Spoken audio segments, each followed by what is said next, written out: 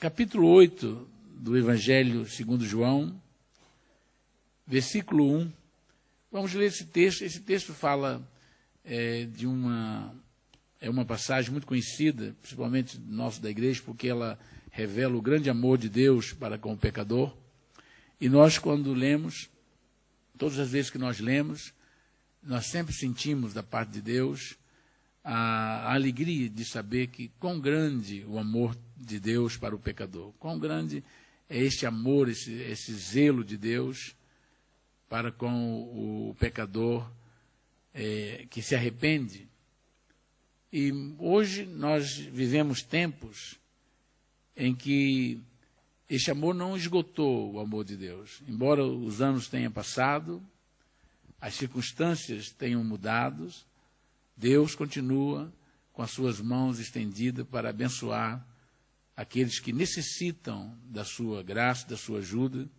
Ele não faz acepção de pessoas, não importa o tipo de pecado que as pessoas estejam a viver, Ele está pronto a perdoar as pessoas que se achegam a Ele, que são vindas pelo seu próprio desejo ou que são trazidas por circunstâncias à presença de Deus.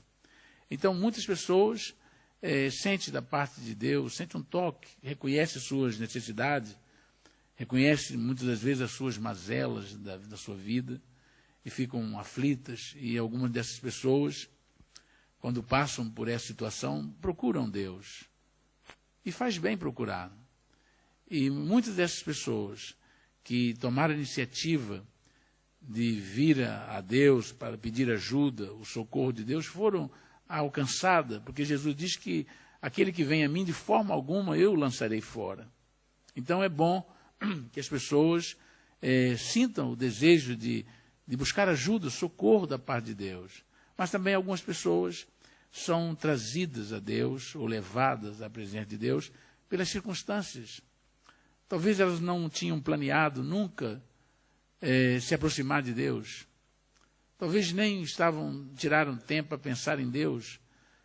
Algumas pessoas nunca pararam para pensar. Vivem como se a vida fosse ser eterna aqui na Terra. Não pensam que os anos passam. Não pensam que a qualquer momento o coração pode parar. Vive como se nada fosse acontecer no outro dia. E essas pessoas, por viverem assim tão distante, tão independente, muitas das vezes as circunstâncias batem à sua porta e forçam-as a aproximar e a buscar a Deus. Eu posso dizer que foi o meu caso.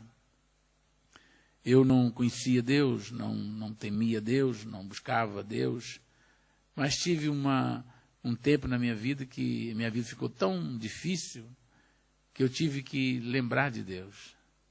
E eu recorri a Deus e Deus não me abandonou, não me rejeitou, perdoou os meus pecados, mudou a minha vida. E isso Deus continua a fazer com todas as pessoas que, por uma razão ou outra, se aproximam dele.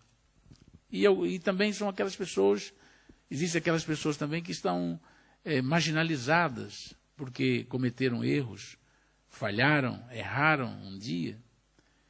E quem não erra, mas para muitos são mesmo massacrados pela sociedade, pelas famílias, pelos de um modo geral. Muitas pessoas sofrem muito porque cometeram erros. E um dia, talvez por negligência, por imprudência, ou um momento de vacilo, de descuido qualquer, cometeram erros. Porque diz um sábio que nós não podemos impedir que um pássaro pouse na nossa cabeça. Não há como impedi-lo. Mas podemos impedi-lo de fazer os ninhos. Porque isso demanda muito tempo, demanda um espaço grande para que ele tenha liberdade de agir e trabalhar. Mas muitas pessoas hoje encontram situações que, por um momento, um simples momento, o pássaro pousou na sua cabeça. Foi momentos de segundos, e que não refletiram e caíram. Mas isso não quer dizer que essas pessoas estão condenadas a permanecerem caídas. Elas podem se levantar. E Jesus é a pessoa especialista em levantar pessoas caídas, em restaurar pessoas que falharam, que erraram. Aliás, a missão principal de Jesus é salvar o pecador, é trazer restauração para a vida do pecador. E este texto vai falar um pouco sobre isso, embora eu não queira falar sobre essa mulher, mas vamos tomar como ilustração o que aconteceu com ela. Diz o capítulo 8 de João, versículo 1, diz assim: Jesus, ele subiu ao Monte das Oliveiras e ali passou a noite.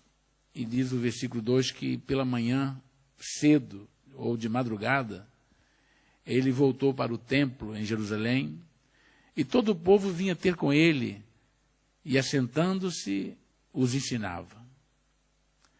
E os escribas e fariseus trouxeram-lhe uma mulher apanhada em adultério, e pondo-a no meio, disseram-lhe: Mestre, esta mulher foi apanhada no próprio ato, adulterando.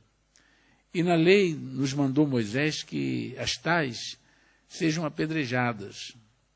Tu, pois, que dizes?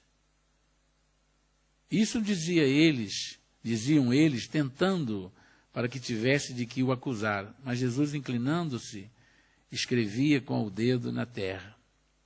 E como insistissem, perguntando-lhe, endireitou-se e disse-lhes: Aquele que dentre vós está sem pecado, seja o primeiro que atire pedra contra ela. E tornando a inclinar-se, escrevia na terra. Quando ouviram isto, saíram um, a começar pelos mais velhos até os últimos, e ficou só Jesus e a mulher que estava no meio.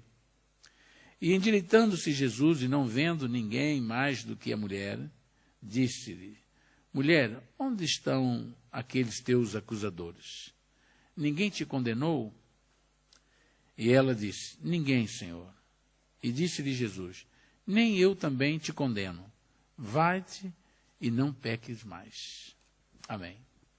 Essa passagem, ela é o exemplo mais claro de que nenhuma pessoa está perdida se ela se entregar nas mãos de Jesus.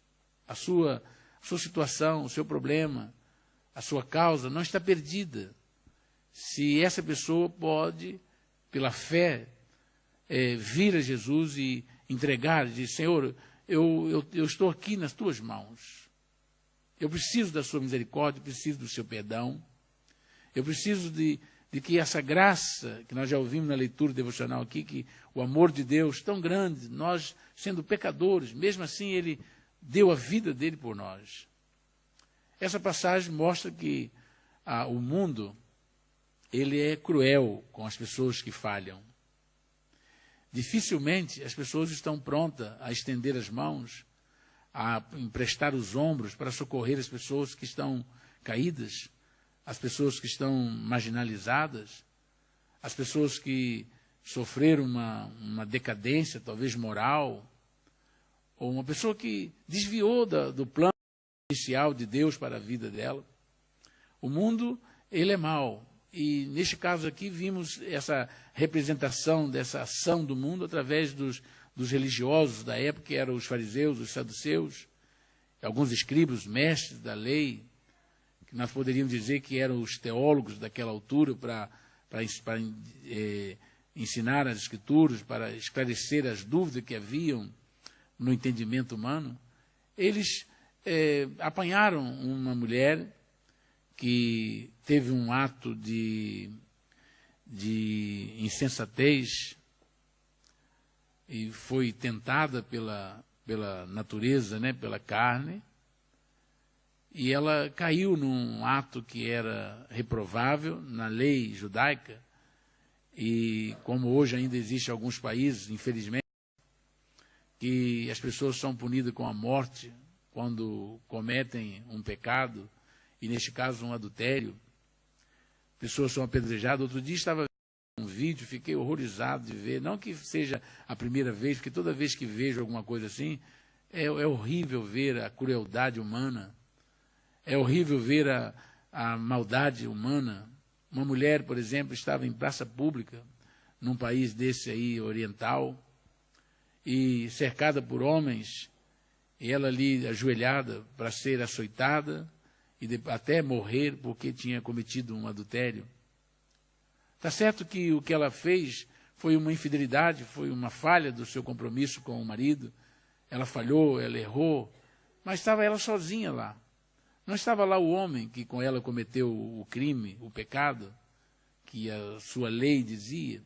Não estava lá. Havia injustiça na forma de tratar, mas também não era correto que aquela mulher tivesse ao ponto de ser apedrejada publicamente porque cometeu um ato dessa natureza. Era muito mais fácil para aquelas pessoas, se elas tivessem sensibilidade espiritual, se fosse salva, se fosse crente, se conhecesse de fato a Deus, era dizer, se fosse eu que tivesse caído nessa tentação, será que era isso que eu queria que fizesse comigo?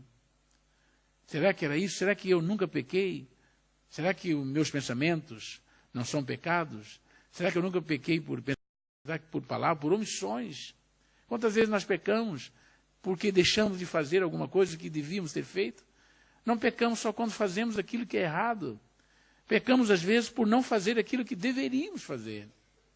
Às vezes nós negamos a assistência, negamos o fazer aquilo que nós fomos incumbidos de fazer. Isso também é pecado. E pecado para Deus é pecado. Não está muito especificado o tamanho de pecado para Deus. Para Deus, tudo é pecado. Aquilo que é errado é pecado. A injustiça é pecado. Então, aqueles homens, sem escrúpulos, porque eles não fizeram aquilo por temor a Deus, fizeram por covardia, e até no intuito de tentar o Senhor Jesus para ver o que ele ia fazer. Porque o pensamento deles era assim, nós vamos levar essa mulher porque ela foi apanhada em adultério, e a lei de Moisés dizia que elas precisavam ser apedrejadas, e eram apedrejadas e mortas. E como pregando a misericórdia, a compaixão, o amor, como Jesus veio trazer uma restauração na mentalidade das pessoas, veio neutralizar aquele poder cruel, e veio dizer, não, eu vim para trazer o amor, para restaurar os corações e as mentes. Eu não vim para fazer essas coisas. Um dia foi cercado por algum grupo desses religiosos e disse, Moisés autorizou que nós mandássemos as nossas mulheres embora na hora que nós enjoássemos delas e dessemos a ela uma carta de divórcio. E o que você diz? Jesus disse, mas no princípio não foi assim. Moisés fez isso por causa da dureza do vosso coração. Porque vocês pressionaram tanto com o vosso pecado, com a vossa insistência, que Moisés foi obrigado a instituir essa lei. Então, deu o divórcio. Mas não foi assim que, no início, Deus não criou esse pensamento. Deus disse que vocês deveriam respeitar as pessoas, perdoar as pessoas, viver, mas por causa da dureza do vosso coração, então ele foi obrigado a fazer isso. Mas não foi assim que Deus pensou. Ou seja, o que Deus pensou é que se houvesse alguma falha, deveria haver amor entre as pessoas, para que um pudesse ajudar o outro. Perdoar é muito difícil, mas é necessário que haja perdão. E naquele caso ali, por exemplo, eles dizem, agora nós vamos apanhá-lo, porque se ele disser assim, ele está pregando amor, misericórdia, perdão, se ele perdoar, ele vai violar a lei, e ele vai estar contra a lei. E se ele não perdoar, nós vamos jogar na cara dele que ele diz uma coisa e faz outra. Ele diz que é um Deus que veio para perdoar, para salvar, para restaurar, para mudar a vida, e agora manda condenar a mulher, mesmo que haja com injustiça, porque o homem não está aqui, deveria ser apedrejado também, e ele não veio. Vamos ver o que ele vai dizer. E quando chegaram lá, disseram, colocaram a mulher assim no meio, aqueles malandros, colocaram assim a mulher ali no meio, humilhando a mulher. Que humilhação que aquela senhora estava sofrendo. E colocou ali publicamente, no meio de todo mundo. E disse, Senhor, essa mulher foi apanhada num ato flagrante de adultério. A lei diz que tem que ser apedrejada, e tu que dizes? Agora queremos ver o seu veredito. Qual a sua posição em relação a isso? E Jesus ouviu, não respondeu. Baixou a cabeça e continuou a escrever ali com os dedos na terra. Ele diz assim: eu sei aonde vocês querem chegar, eu conheço o vosso coração, sei da vossa maldade, sei que vocês não estão fazendo isso por causa de justiça, que vocês são retos, são íntegros. Eu sei que o que está movendo vocês é uma inveja, a maldade. Vocês são filhos do diabo, mentem. O vosso pai é o diabo, desde o princípio ele mentiu. Não, nós somos filhos de Abraão, não é filho de Abraão. Se vocês fossem filhos de Abraão, vocês fariam as obras de Abraão. Já tinha contendido com eles. Jesus sabia: eu sei aonde vocês querem chegar, mas não vou responder a vocês. Vou deixar vocês tomarem, eu sei lá, vou deixar vocês tomarem alguma conclusão. E continuou escrevendo. Isso não está escrito na Bíblia, o que eu vou dizer agora. Pelo amor de Deus, não saia por aí dizendo que o pastor Jones disse que aquilo que Jesus fez foi assim. O que eu vou dizer é que alguns pensadores que pensam o que querem pensar, dizem que quando Jesus abaixou a cabeça, não está escrito na Bíblia. Eu nem acredito nisso. Eu estou dizendo que algumas pessoas dizem isso. Alguns pregadores mais assim, capacitados para imaginar e para pensar. Eles dizem assim: quando Jesus abaixou, escreveu no chão, começou a escrever o pecado de cada um deles. Você já fez isso, você já fez aquilo. Eu não acredito nisso, não interessa nada. O que Jesus fez foi dizer a eles: olha, vocês vão ter um tempinho para pensar.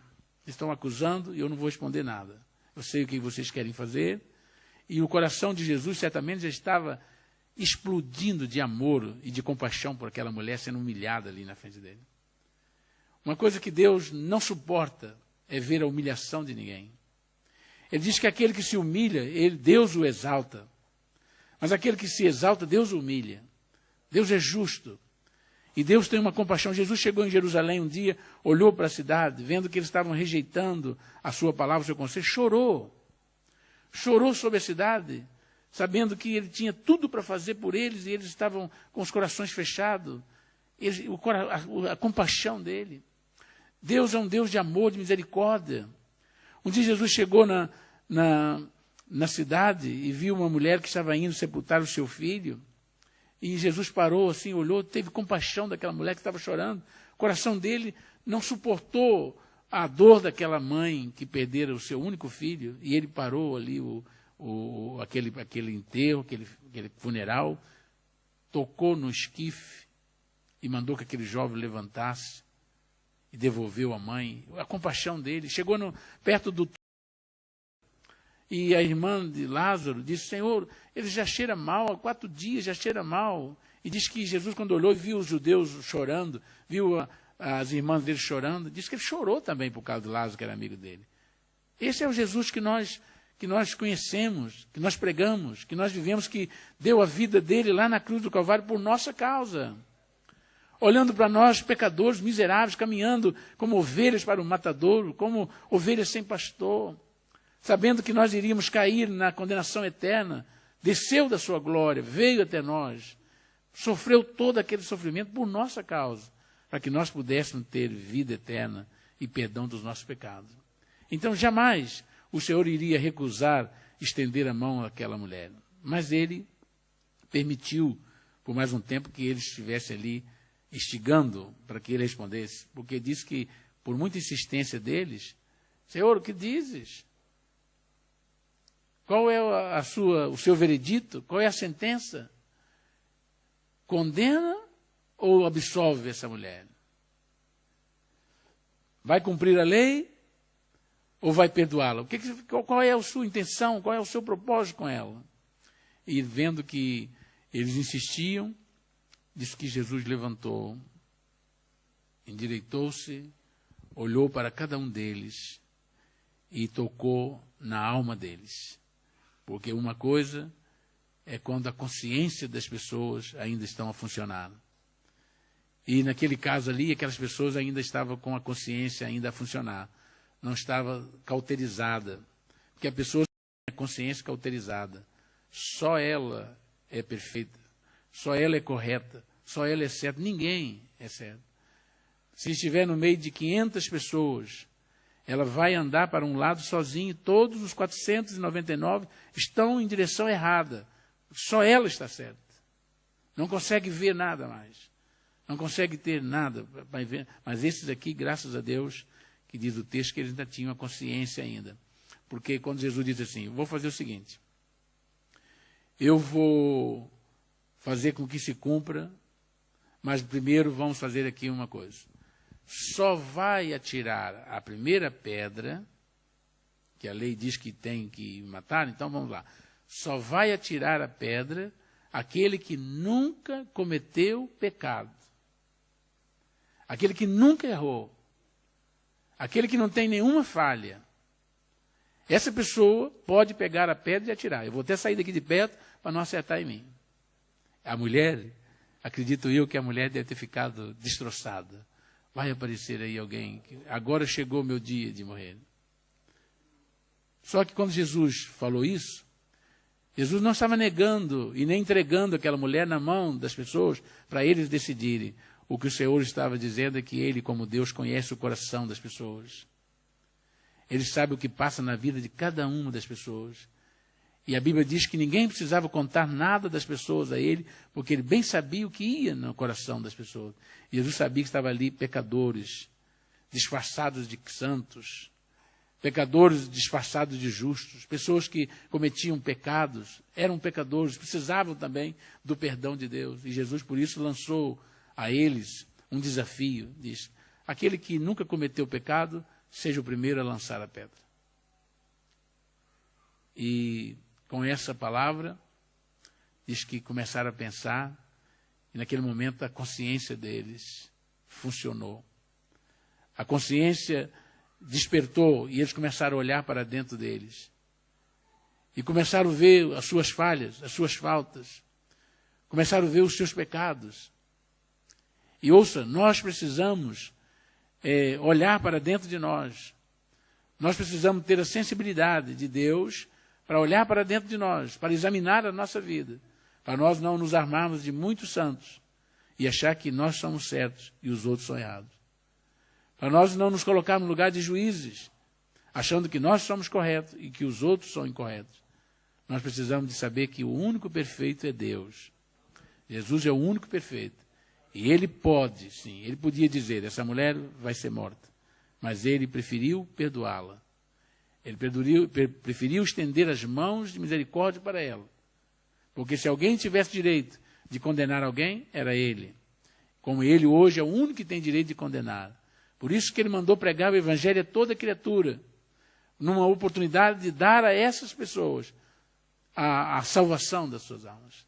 Por isso mandou anunciar, vai e pregue a palavra em todo mundo. A toda criatura. Quem crer e for batizado será salvo. Quem não crer será condenado. Deus não quer condenar. Mas existe um processo para que as pessoas que rejeitam a Cristo serão condenadas.